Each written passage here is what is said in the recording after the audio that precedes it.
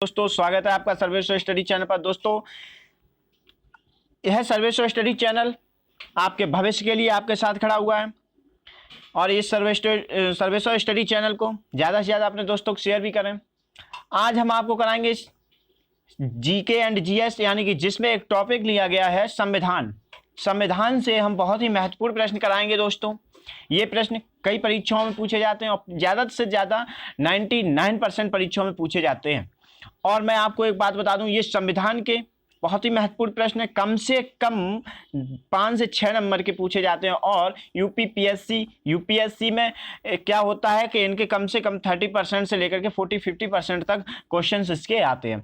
अब मैं आपको एक बात और बता दूं, ये संविधान के जो हम प्रश्न कराएंगे ये काफ़ी महत्वपूर्ण जो हैं वो आने वाली जो आगामी परीक्षा उनमें पूछे भी जाएंगे। और दोस्तों वो प्रश्न क्या है, इससे पहले प्लीज़ दोस्तों वीडियो को लाइक करें, शेयर करें ज़्यादा से ज़्यादा अपने दोस्तों को, तथा सब्सक्राइब करें और बेल आइकन को प्रेस करें, जिससे कि मेरे द्वारा बनाए गए प्रत्येक वीडियो आपको निरंतर मिलते रहें।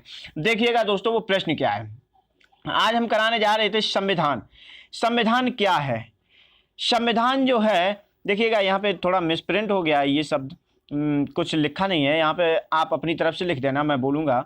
यह जो है संविधान वो उपनियमों का एक ऐसा लिखित दस्तावेज होता है जिसके अनुसार संचालन किया जाता है सरकार का। किसका दोस्तों? जिसके अनुसार सरकार का संचालन किया जाता है। दोस्तों सरकार, आप समझिए सरकार क्या होती है। यहाँ से सरकार क्या है उसके बारे में समझिएगा। सरकार देश को चलाने वाली एक संस्था हुआ करती है। सरकार देश को चलाने वाली एक संस्था होती है जिसको हम सरकार बोल देते हैं, उपासना दे देते हैं एक। तो अब आपको बता दूं सरकार की स्थापना कब हुई थी।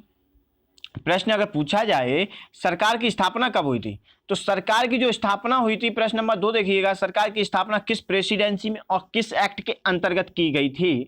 तो सरकार की स्थापना कलकत्ता प्रेसिडेंसी में 1773 ईस्वी के रेगुलेटिंग एक्ट के तहत हुई थी। देखिएगा दोस्तों, एक समय कंपनी का आधिपत्य हो गया था भारत पर।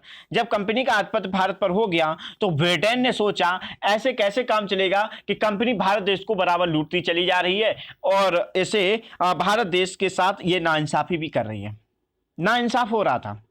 तो ब्रिटेन की सरकार ने, ब्रिटेन की संसद ने एक एक्ट भेजा था, रेगुलेटिंग एक्ट। ब्रिटिश सरकार ने एक एक्ट भेजा था, रेगुलेटिंग एक्ट, जिससे पता चलता है रेगुलेटिंग का मतलब होता है, यानी कि रेगुलेटर समझते हो, कम ज्यादा करना। रेगुलेटर से आप पता कर सकते हैं कि कहाँ गैस ज्यादा करनी, कब गैस कम करनी, यही चीज होती थी। तो रेगुलेटिंग एक्ट यानी कि रेगुलेटर की तरह एक एक्ट बनाया गया था जो 1773 ईस्वी में आया था, जिसने कलकत्ता प्रेसिडेंसी में सरकार की स्थापना की थी।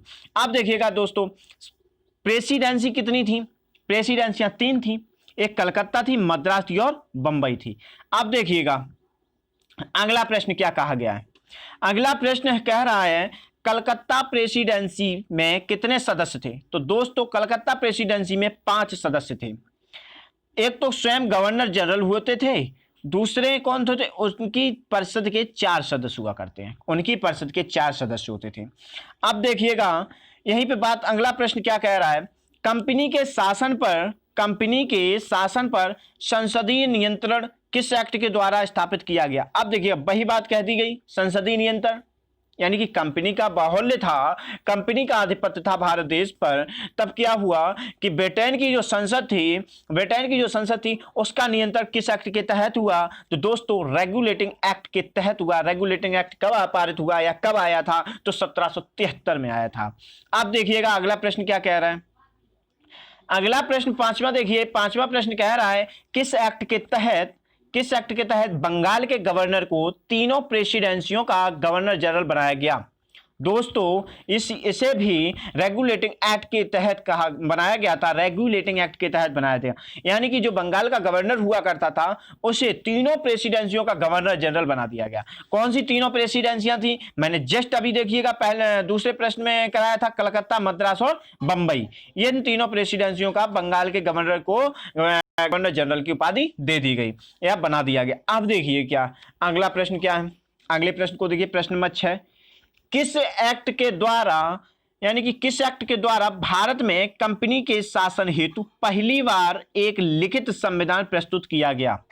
दोस्तों रेगुलेटिंग एक्ट द्वारा, यानी कि जो 1773 ईस्वी में रेगुलेटिंग एक्ट आया था, उसके द्वारा भारत में जो कंपनी का शासन होता था, भारत पर जो कंपनी का शासन था, जो कंपनी शासन चला रही थी, उसके लिए पहली बार एक लिखित संविधान प्रस्तुत हुआ था, ये रेगुलेटिंग एक्ट 1773। अब यहाँ पे एक बात बता दें, प्रश्न पूछा जाए कि भारत में सर्वप्रथम लिखित संविधान कब बना, तो भारत के लिए सबसे पहले लिखित संविधान 1773 ईस्वी में रेगुलेटिंग एक्ट बनाया गया था, जिसको एक लिखित संविधान की उपाधि दी गई, यानी कि उपासना कही गई, उसके बारे में बताया गया था। यहाँ पे अब आपको एक बात बता दूं, प्रश्न नंबर 7 में देखिएगा क्या है।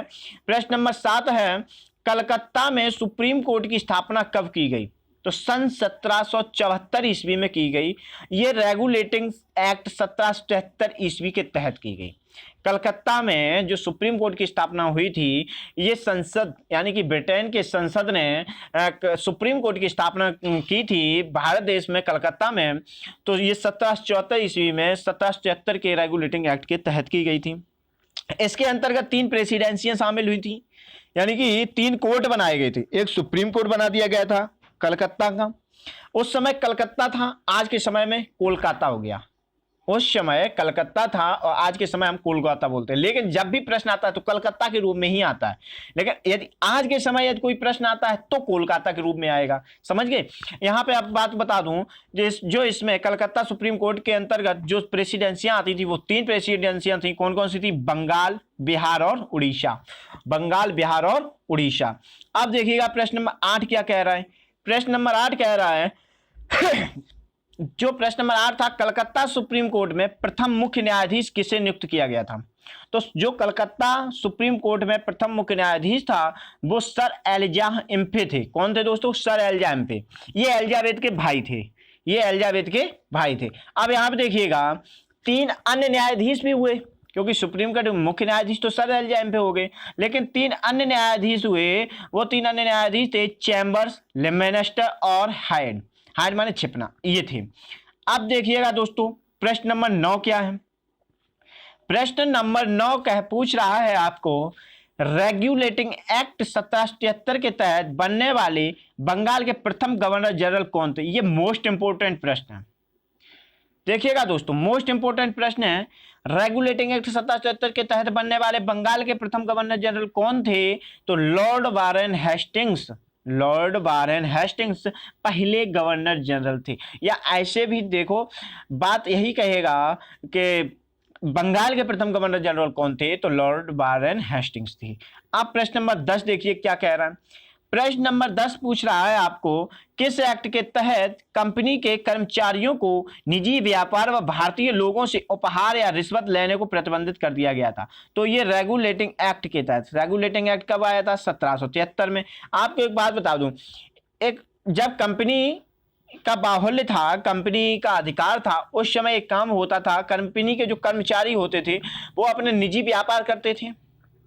कभी कभी जैसे उन्होंने बचत कर ली, जैसे 100 kg यानी कि 1 टन मान लो, या 100 कुंतल मान लो, कोई भी, या 10 कुंतल मान लो, कुछ भी मान लो, इनके पास अनाज होता है या कुछ भी व्यापार के लिए वस्तु हुआ करती है, तो उनमें से ये कंपनी के अधिपति को 80 का कर्तव्य दिखाते थे, अपन 20% स्वयं का निजी व्यापार बना लेते थे। तो ये निजी व्यापार जो होता था इनका, कंपनी कर्मचारियों का निजी व्यापार, और वह भारतीय लोगों से जो उपहार लेते थे, जैसे भारतीय लोगों से उपहार, किसी ने अच्छा काम कर दिया तो भारतीय लोगों से उपहार देने जाते थे, तो उपहार जो लेते थे या रिश्वत लेते थे, जैसे नहीं हो पाएगा तुम्हारा काम, जैसे आज रिश्वत चलती है तो रिश्वत लेते थे, इसको प्रतिबंध कर दिया। यानी कि इस एक्ट में, रेगुलेटिंग एक्ट में एक बात कही गई, कंपनी का जो कर्मचारी होगा वो न तो निजी व्यापार करेगा, न भारतीय लोगों से उपहार लेगा, और न ही रिश्वत लेगा।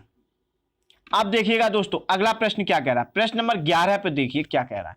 प्रश्न नंबर 11 कह रहा है, रेगुलेटिंग एक्ट की कमियों को दूर करने के लिए कौन सा एक्ट लाया गया? आप देखिएगा, एक तो रेगुलेटिंग आया था, अब इसी के तुरंत बाद रेगुलेटिंग तो भाई हो सकता है, कोई प्योर तो होता नहीं, प्योर का मतलब कोई शुद्ध तो होता नहीं है, कुछ ना कुछ कमियां होती हैं।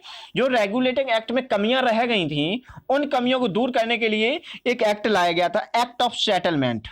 ये 1781 ईस्वी में आया था। सेटलमेंट का मतलब भी जानते होंगे आप, तो एक्ट ऑफ सेटलमेंट यानी कि 1781 ईस्वी में आया था। अब देखिएगा इसने क्या क्या काम किया।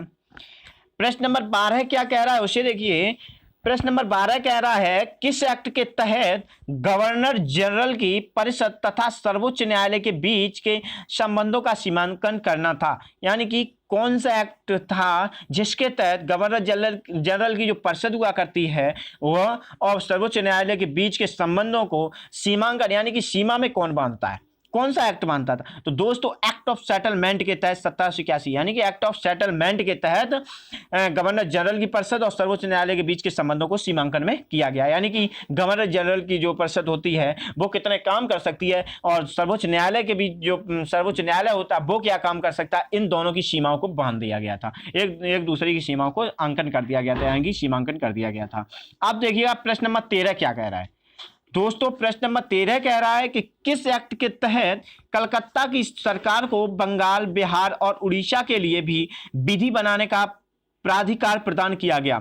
दोस्तों देखिएगा यहाँ पे बहुत अच्छी बात पूछी गई, कौन सा ऐसा एक्ट आया था जिसमें कलकत्ता की जो सरकार थी उसको, कलकत्ता की सरकार, मैंने अभी देखिएगा यहाँ पे मैं आपको एक बात बता दूं, यहाँ पे एक प्रश्न किया था कलकत्ता में जो सुप्रीम कोर्ट की स्थापना हुई थी वो 1774 में इसी सुप्रीम कोर्ट की बात कर रहा है, यानी कि कलकत्ता की बात कर रहा है। कलकत्ता में जो सरकार या सुप्रीम बनी थी, सुप्रीम कोर्ट की सरकार बनी थी, उसको देखिए किस एक्ट के तहत कलकत्ता की सरकार, यानी कि देखिएगा किस एक्ट के तहत कलकत्ता की सरकार को बंगाल, बिहार और उड़ीसा के लिए भी विधि बनाने का प्राधिकार प्रदान किया गया। यानी कि बंगाल, बिहार, उड़ीसा में भी विधि का निर्माण कौन कर सकता है? तो कलकत्ता की सरकार कर सकती है। ये एक्ट कौन सा कह रहा है? ये एक्ट ऑफ सेटलमेंट कह रहा है। ये एक्ट ऑफ सेटलमेंट के तहत इस बात को कहा गया है, यानी 1781 ईस्वी में आया था एक्ट ऑफ सेटलमेंट। आप देखिएगा प्रश्न नंबर 14 क्या कह रहा है। तो प्रश्न नंबर 14 कह रहा है किस एक्ट के द्वारा सर्वोच्च न्यायालय पर यह रोक लगा दी गई कि वह कंपनी के कर्मचारियों के विरुद्ध कार्रवाई नहीं कर सकता? जो देखिएगा दोस्तों, यहाँ पर एक बात बता दूं आपको कि सर्वोच्च न्यायालय के पास शक्तियां थी कि वो किसी के ऊपर भी कार्रवाई कर सकता था, किसी के विरुद्ध भी कार्रवाई कर सकता था, परंतु वो एक एक्ट आया जिसके तहत एक्ट ऑफ सेटलमेंट आया था 1781 में, जिसके तहत ये सीमांकन कर दिया कि कंपनी के किसी भी कर्मचारी के ऊपर सर्वोच्च न्यायालय विरुद्ध कार्रवाई नहीं कर सकता, यानी कि उसके विरुद्ध कार्रवाई नहीं कर सकता, चाहे वो मर्डर कर दे तो भी सर्वोच्च न्यायालय उसके ऊपर कार्रवाई नहीं कर सकता। ये बात एक्ट ऑफ सेटलमेंट में कही गई थी 1781 वाले में। अब देखिएगा दोस्तों 15वां प्रश्न क्या कहा गया है। 15वां प्रश्न कह रहा है कि किस एक्ट के तहत कंपनी पर British court of directors, British court of directors का मतलब है कंपनी की governing body, British court of director, यानी कि ब्रिटिश का जो कोर्ट था उसकी बात कही गई है। ब्रिटिश कोर्ट्स ऑफ डायरेक्टर का नियंत्रण बढ़ गया, ब्रिटिश कोर्ट ऑफ डायरेक्टर्स का नियंत्रण बढ़ गया किस एक्ट के तहत? तो रेगुलेटिंग एक्ट 1773 के तहत। कहने का अर्थ ये था भारत देश के जो मिशनरियां होती थी उन पर क्या हुआ, ब्रिटिश कोर्ट ऑफ डायरेक्टर्स का नियंत्रण हो गया और यहां पर कंपनी का आधिपत्य कम होने लगा और खत्म कर दिया गया, धीरे धीरे खत्म करते चले गए। आप लास्ट प्रश्न देखिए, अंतिम प्रश्न है, 16वां प्रश्न है, किस एक्ट के द्वारा व्यापार की सभी सूचनाएं क्राउन को देना सुनिश्चित किया गया? तो रेगुलेटिंग एक्ट 1773 के अकॉर्डिंग, रेगुलेटिंग एक्ट 1773 के तहत। यानी कि दोस्तों क्राउन कौन होता था? क्राउन होता था जो व्यापार का मालिक होता था, जो व्यापार के लिए ब्रिटेन से भारत में व्यापार के लिए अनुमति देता था। उस क्राउन को ब्रिटेनिक क्राउन को, जो ब्रिटानिया क्राउन था, ब्रिटेन का क्राउन था, उसको क्या किया गया, सभी सूचना, व्यापार की सभी सूचना देना सुनिश्चित किया गया। अगर तुम सूचना नहीं दोगे तो तुम्हें व्यापार नहीं करने दिया जाएगा। इसी चीज को रेगुलेटिंग एक्ट में बताया गया था। दोस्तों आज के लिए इतना ही, अब कल लेकर के आएंगे। अब प्लीज दोस्तों ये वीडियो अच्छा लगे तो ज्यादा से ज्यादा अपने दोस्तों को शेयर करें, लाइक्स करें और अच्छे से कमेंट्स भी करें। और आपसे ये मैं बारंबार कहूंगा, इस सर्वेश्वर स्टडी चैनल को ज़्यादा से ज़्यादा अपने दोस्तों तक पहुंचाएं। ये सर्वेश्वर स्टडी चैनल सदा आपके भविष्य में आपका साथ देता रहेगा, आपके साथ खड़ा रहेगा। आप जॉब के लिए तैयारी तो कीजिएगा और जॉब के लिए बैठिएगा तो सही। और दोस्तों इस चैनल को ज़्यादा से ज़्यादा अपने दोस्तों को शेयर कर, बेल आइकन को भी प्रेस करें, सब्सक्राइब करें और बेल आइकन को प्रेस करके देखेंगे आप कि मेरे द्वारा जितनी भी वीडियो अपलोड की जा रही है, भेजी जा रही है, वो आपके नोटिफिकेशन के रूप में आपके पास अवश्य पहुँच जाएंगी। प्लीज़ दोस्तों आज के लिए इतना ही। जय हिंद, जय भारत।